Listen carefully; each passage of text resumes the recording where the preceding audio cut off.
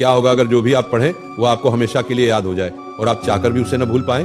किसी ने कहा होगा बादाम खा लो, किसी ने कहा होगा सुबह टहल लो, लेकिन आज मैं आपको जो बताने वाला हूं वो इन सबसे अलग है। अगर आपने इसे समझ लिया तो आपको अपना पढ़ा हुआ पहले से कई गुना ज्यादा याद रहने लगेगा।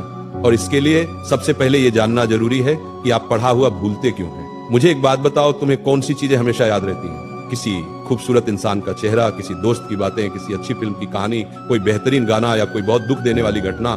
यह चीजें आप चाहकर भी नहीं भूल पाते।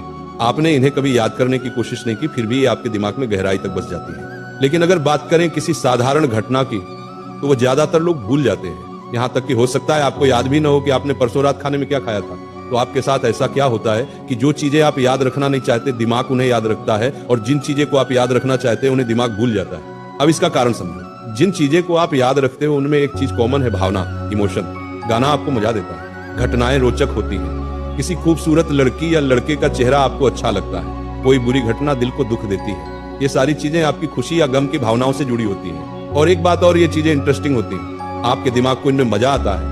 आपकी तारीफ हो या आपकी बुराई, वो आपको हमेशा याद रहती है, क्योंकि वो आपकी भावनाओं से जुड़ जाती है, आपके लिए यादगार बन जाती है। अब सवाल ये है, क्या आप पढ़ाई को इंटरेस्टिंग बना सकते हैं? अगर नहीं तो क्या आप पढ़ाई को अपनी भावनाओं से जोड़ सकते हैं? और इसका तरीका मैं आपको बताने वाला हूं। सबसे पहले आपको पढ़ाई को अपने इंटरेस्ट से जोड़ना पड़ेगा, क्योंकि जो चीज इंटरेस्टिंग होती है वही याद रहती है। लेकिन आप कहोगे मुझे पढ़ाई में इंटरेस्ट ही नहीं, इसलिए याद नहीं रहता। तो इंटरेस्ट जगाने का एक बहुत ही सिंपल तरीका है। देखो, अगर आपको कहीं जाना है तो आपको मंजिल में इंटरेस्ट होता है, रास्ते में नहीं। पढ़ाई एक रास्ता है जो आपको आपके गोल तक ले जाता है। अगर आपको पढ़ाई में इंटरेस्ट नहीं है, इसका मतलब है आपकी लाइफ में अभी तक कोई ऐसा गोल नहीं है जिसमें आपका दिल लगा हो। तो सबसे पहले आपको अपनी लाइफ का एक ऐसा गोल बनाना होगा जो सच में इंटरेस्टिंग हो, आपकी भावनाओं से जुड़ा हो और जिसे पाने की आपके अंदर वाकई चाहत हो। एक बार आपका गोल सेट हो जाए तो उसे पाना आपकी लाइफ का मुख्य मकसद बन जाएगा, और उस गोल तक पहुंचने के लिए की गई हर चीज आपको जरूरी लगेगी, और जो चीज जरूरी लगती है वो भी आपकी भावनाओं से जुड़ जाती है। इस तरह आप अपने गोल को पढ़ाई से जोड़कर